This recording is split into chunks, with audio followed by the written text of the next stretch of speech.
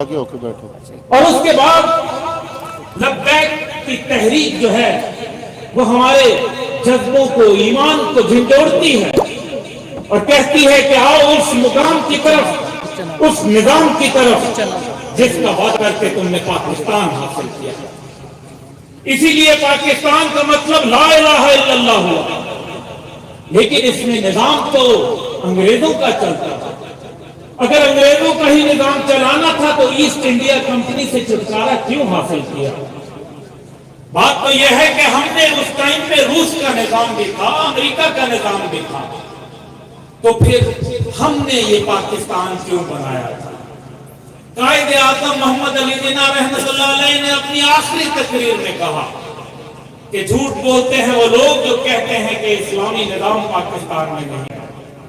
اور آپ کو معلوم ہے، حضرت صاحب تو جانتے ہیں کہ خواب میں بشارت ہوئی اور کہا جاؤ محمد علی پاکستان بناؤ.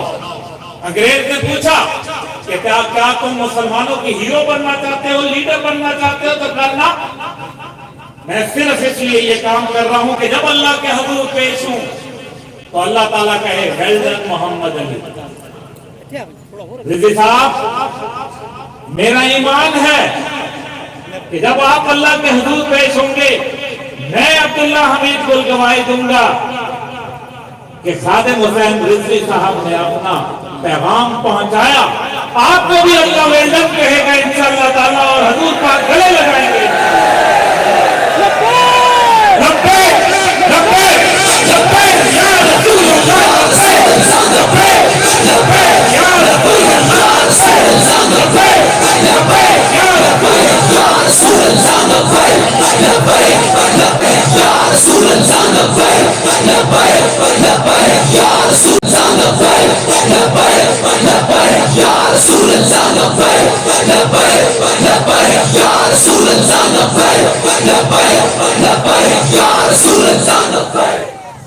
میں اپنی بات کو صرف چند ایک نقطوں پر آپ پہ بات کروں گا آپ سے. پہلی بات ہے کہ نظام کی تبدیلی. اب پاکستان اس مرحلے پہ داخل ہو گیا جہاں ہم نے متعدد قسم کے نظام جو ہیں وہ دیکھ لیے. اب نظام اسی طرف جا رہا ہے جس کی دنیا متلاشی ہے، صرف پاکستان نہیں. یہ نظام جو ہے جس کے اندر غریب کو کوئی پوچھنے والا نہیں ہے. میں کیونکہ جرنیل کا بیٹا ہوں، جرنیلوں پہ کرٹیسائز کر سکتا ہوں. مجھے یہ بتائیں کہ پرویز مشرف کے کیس کے اندر 6 سال عدالت چلتی رہی اور اس کے بعد پتہ چلا کہ وہ عدالت ہی غلط تھی. تو بھائی میرے پھر وہ پیسے ہی واپس کر دو جو آپ نے تنخواہوں کی مد میں لیے تھے. یہ تو پاکستان کی عوام کا پیسہ ہے. آخر کون گنہگار ہے؟ اگر پرویز مشرف کے لیے، نواز شریف کے لیے اور دیگر لیڈران کے لیے قوانین فرق ہیں تو بیچاری یہ لبیک کے شیروں کا کیا قصور ہے؟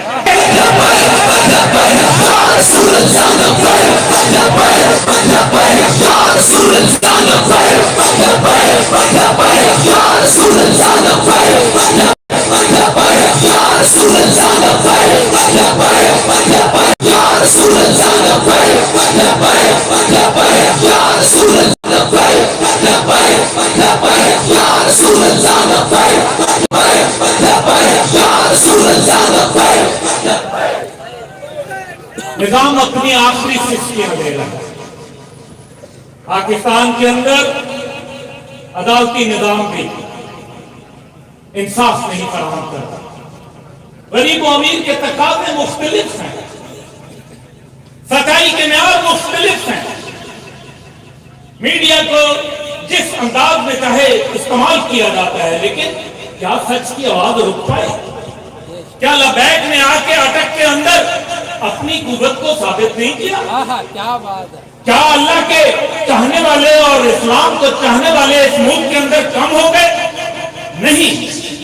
مسئلہ یہ ہے کہ طاغوتی طاقتوں کو علم ہے کہ پاکستان کے اندر جب بھی آئے گا وہ لا الہ کا نظام آئے گا، اور وہ ڈرتے ہیں کہ ایک ایٹمی قوت، ایک مسلمان قوت، ایک ایسی قوت جس کے ایک سنگم کے اوپر جو ہے تیل اور گیس کے ذخائر ہیں، تو دوسری طرف معدنیات کے ذخائر وسطی ایشیا ممالک کے اندر موجود ہیں۔ ایک طرف چین جو ہے وہ اپنی ترقی کر رہا ہے اور سی پیک کے ذریعے پاکستان کے اندر ترقی لا رہا ہے، ایک طرف ایسی عظیم فوج بھی، یہ فوجیں بنائی نہیں جاتی، اگر بنائی جاتی تو افغانستان کے اندر کھرب ڈالر لگا کے کیا انہوں نے بنا لی فوج؟ کیا دنیا کے بیسٹ فوجوں جو تھیں انہوں نے ٹریننگ دی افغان سولجر کو، وہ پاکستانی مجاہدوں کے سامنے کھڑا ہو سکتا ہے کیا؟ یہ اللہ تعالیٰ کا انعام ہے یہ فوج، لیکن یہ فوج اپنے ڈسپلن کی قیدی ہے، اور یہ بہت اچھی بات ہے۔ ہم زمین کے قیدی ہیں، کیا کریں کہ ہمیں لا الہ کا پاس ہے اور ایمان تک جہاد کی اس نے نہ آج کر لی ہے اور نہ آئندہ کرے گی۔ پاکستان کی اس آئی ایس آئی کو دنیا میں نمبر 1 کیوں مانا جاتا ہے؟ کوئی تو راز کی بات ہوگی، کوئی تو سمجھ کی بات ہوگی کہ دنیا کیوں گھبرا رہی ہے پاکستان سے۔ اب مسئلہ یہ ہے کہ پاکستان کے اندر عمران خان صاحب کی شکل میں یہ وہ آخری شخص ہیں جو اس نظام کو لے کے آگے چل رہے ہیں، اور ابھی چل کر رہے ہیں۔ مایوسیاں جو ہے وہ دن بدن گہری ہوتی چلی جا رہی ہے، اس نظام کے اندر خیر نہیں، جو آئے گا وہ اس کے اندر درکان نمک شد ہو جائے گا، یعنی کہ نمک کی کام کے اندر نمک ہی بن جائے گا۔ اس لیے اس نظام سے چھٹکارا حاصل کرنے کے لیے اس ٹائم پہ باقاعدہ پوری، میں سب کو جانتا ہوں، دفاع پاکستان کونسل، ملی یکجہتی کونسل، میں سب کا رہنما بھی ہوں، لیکن میں یہ دیکھ رہا ہوں کہ اس ٹائم پہ مذہب کی بات کرنے والے اور صحیح معنوں میں کھڑے ہو کے میدان کے اندر اپنا لوہا منوانے والے کوئی اور نہیں بلکہ وہ آپ لوگ ہیں، اور وہ تمام لوگوں کی ترجمانی آپ کر رہے ہیں جن کے دلوں میں کلمہ حق ہے، اور وہ کلمہ حق ادا کرنے کے لیے دوسرے لیڈران خاموش بیٹھے، وہ مفاہمت کا شکار ہو چکے ہیں، وہ حکومتی ہتھکنڈوں کے آگے جو ہے اپنے آپ کو ناکارہ کر چکے ہیں۔ جن لوگوں نے کشمیر کے اوپر پوری پاکستانی قوم سے چندہ وصول کیا، جنہوں نے کشمیر کے اوپر پوری پاکستان کی امیدیں مرکوز کر دی، آج وہ لوگ کشمیر کے اوپر خاموش کیوں؟ مشرف کا سب سے بڑا گناہ یہ تھا کہ اس نے کشمیر پہ باڑ لگا دی۔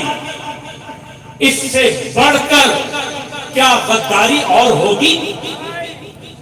کیا اس سے بھی بڑھ کر غداری ہو سکتی ہے؟ پاکستان کو 2 لاکھ دیا گیا 5 اگست 2019 کو، کشمیر کی طرف سے ہماری کاوشیں جو کشمیر کے حوالے سے حکومت پاکستان نے کی، فضائی راستے بند کر دیے، بعد میں پتہ چلا جھوٹ بولا، فضائی راستے نہیں بند کیے، تجارت بند کر دی تو پتہ چلا ٹرکوں کی لائنوں کی لائنیں، یہ میڈیا بیٹھا دیکھ رہا تھا، تجارت نہیں بند کی۔ کیا یہ حقیقت نہیں ہے امیر المجاہدین کہ کشمیری کے سینے میں جو گولی آتی ہے اس پہ لکھا ہوتا ہے made in India funded by Pakistan? آپ سے تجارت کر کے، آپ سے کما کے 7 ارب روپیہ ماہانہ آپ سے کما کے گولیاں بناتے ہیں، میرے کشمیری بہن بھائیوں کے سینے کے اندر وہ داغی جاتی ہیں۔ شہادت کٹ گئی ہے تو جسم کتنی دیر زندہ رہے گا؟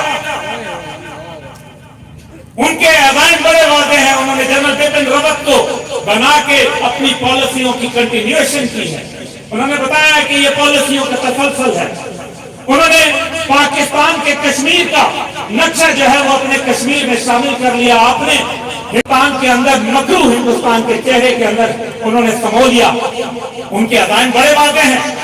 اگر کور کمانڈرز کانفرنس کے اندر یہ بات کی جاتی ہے کہ کشمیر کے اوپر ان کی جو حضرہ سرائی ہے وہ صرف حضرہ سرائی نہیں بلکہ کچھ اور معنی رکھتی ہے، تو اس کا مطلب ہے کہ کچھ نہ کچھ گڑبڑ ہے۔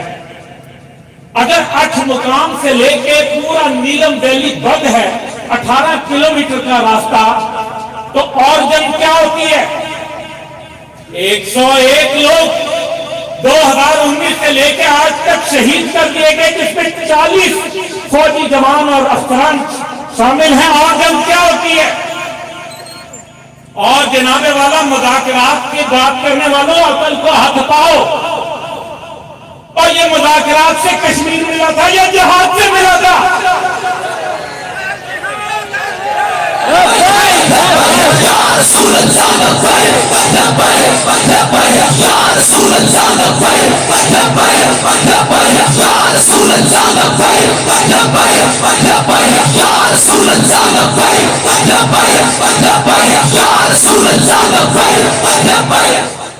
یہ کشمیر جب لیا تھا تو قائد اعظم کے حکم کے اوپر مجاہدین گئے تھے اور کشمیر کو حاصل کیا تھا۔ دنیا کے اندر 58 ممالک، اسلامی ممالک کیا مذاکرات سے بنے ہیں؟ کیا مذاکرات کی بات کوئی مانتا ہے؟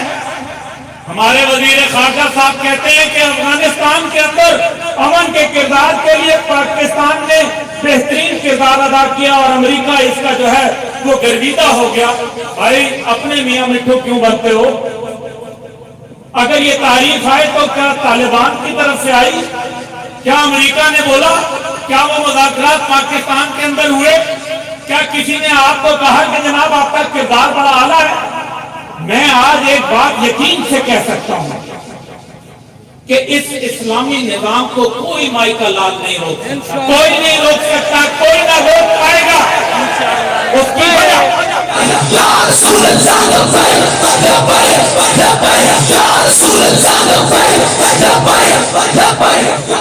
اس کی وجہ یہ ہے کہ امریکہ عبرتناک شکست کھا گیا اور اب اس مہینے کی غالباً 29 تاریخ کو وہ فائنل معاہدہ طالبان کے آگے گھٹنے ٹیک کے کرنے والا ہے۔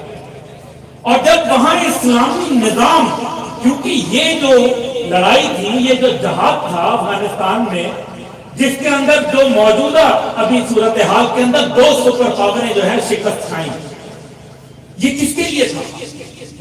ملا عمر کے مجھے وہ الفاظ یاد آتے ہیں جو اس نے امریکی صدر کو کہے، اور یہ کہا کہ جب امریکی صدر نے اس کو پیغام بھیجوایا کہ تم اسامہ بن لادن کو ہمارے حوالے کر دو، اگر کر دو گے تو تمہارے لیے ایک سنہرا قالین بچھا دیں گے پیسوں کا، اور اگر نہیں تو تمہارے لیے کارپٹ بمبنگ کریں گے، تمہیں نیست و نابود کر دیں گے۔ اس کے اوپر ملا عمر کا وہ تاریخی جواب جو تھا وہ یہ تھا کہ تم افغانستان کے پہاڑوں کو ریزہ ریزہ کر دو، تم ہماری نسلوں کے چیخڑے اڑا دو، تم ہمارے افغانستان کو خون کے اندر جو ہے لپیٹ دو، لیکن یہ نہیں مانیں گے کہ اللہ اور اس کے رسول کا قانون تمہارے امریکی قانون سے کم کر۔ اور آج وہ جد و جہد اپنے آخری مراحل کے اندر اللہ تعالیٰ ایک نئے نظام کو وہاں نافذ کرنے کے لیے، اور جب وہاں نظام وہ نافذ ہوگا تو پاکستان کے اندر اسلامی نظام نافذ ہو کے رہے گا۔ یہ کر کے دیکھ لیں، یہ جتنے لوگ اس نظام کے ساتھ کھڑے ہیں، یہ جتنے لوگ اسمبلیوں کے اندر بیٹھے ہیں، یہ چل نہیں پائیں گے، کیونکہ ہم تو پیدا ہوئے تھے لا الہ کو محمد رسول اللہ کا نظام دینا۔ یہ ہے انشاءاللہ تعالی ہمارا مقصد۔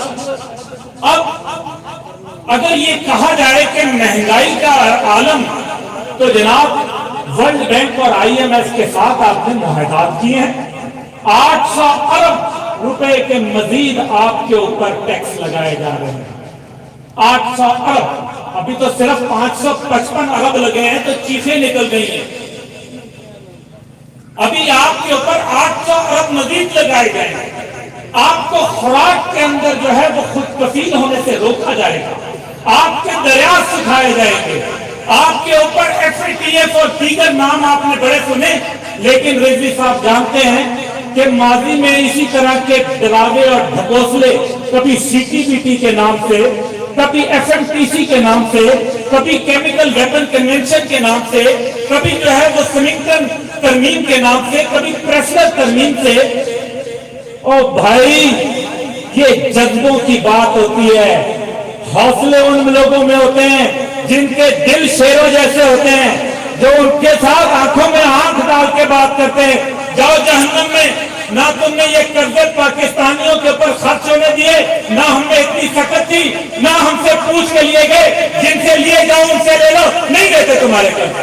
کیا لو کیا نہ کرو، تم بلیک لسٹ کرو گے پاکستان کو، نیوکلیئر پاکستان کو بلیک لسٹ کرو. یہ نریندر مودی کے اندر اتنی ہمت آ گئی کہ آئے دن پاکستان کے خلاف بات کرتا ہے.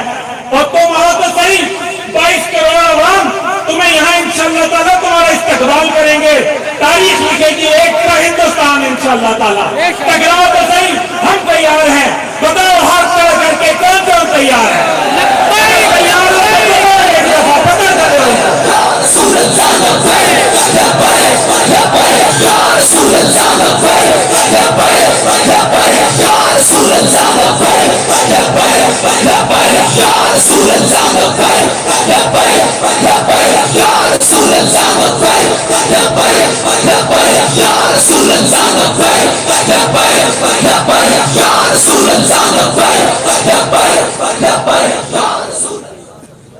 حضور پاک صلی اللہ علیہ وسلم کا نام مبارک ہو،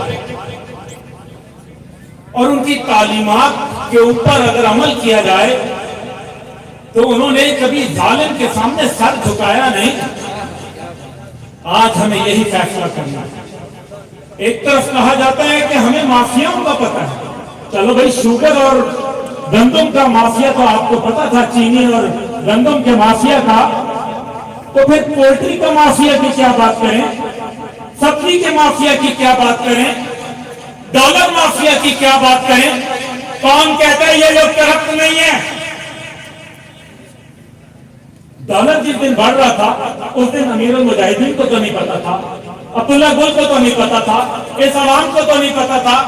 اگر پتا ہوتا تو ہم بھی ڈالر خرید لیتے، شاید ہمارے بھی کچھ پیسے بن جاتے. تو کن کو پتا تھا؟ راتوں رات ڈالر کیسے غائب ہو گیا؟ خان صاحب، آستینوں کے اندر دیکھیں صاف موجود ہیں. لیکن اگر آپ کو مافیا کا نام معلوم ہے اور آپ نہیں لینا چاہتے تو آپ بھی اس جرم کے اندر برابر کے شریک. ایک ہی بات تھی، انصاف لایا جائے گا، انصاف ملے گا، ہر خاص و عام کو انصاف ملے گا. انصاف ملا. وہ جتنے لوگ تھے وہ تو چلے گئے، گل گئے، گلشن گئے، کالے دھتورے رہ گئے. جتنے جناور تھے اڑ گئے، باقی آپ اور میں رہ گئے.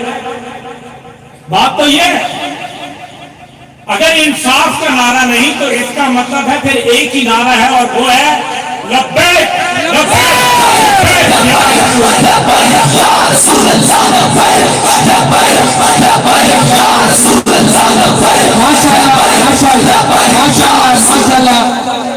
جنرل حمید گل صاحب کے ساتھ جاتے محمد عبداللہ گل صاحب خوبصورت پیغام آپ لوگوں تک پہنچا رہے تھے.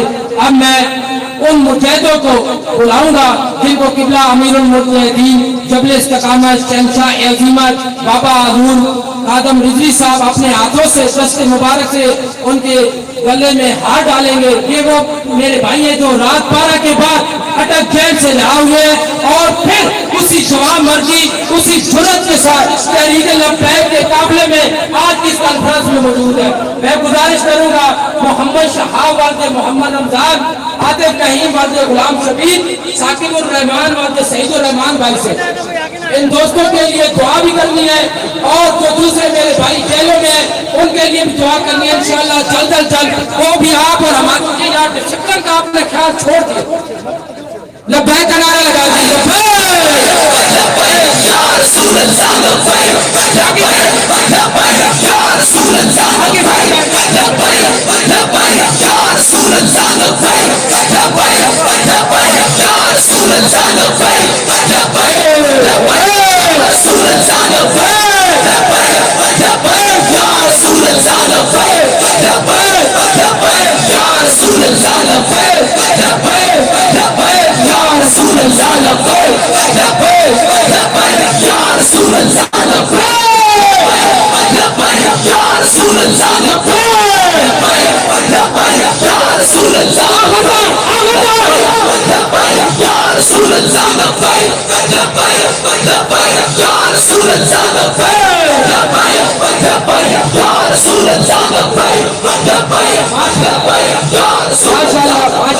माशाल्लाह बहुत आगे साइड जाइए, अगर हो गए तो उमर भाई आ जाए, सबको ले आए तो उसी रूटीन पे आ जाए, बड़ा मेहरबानी उधर आ जाए।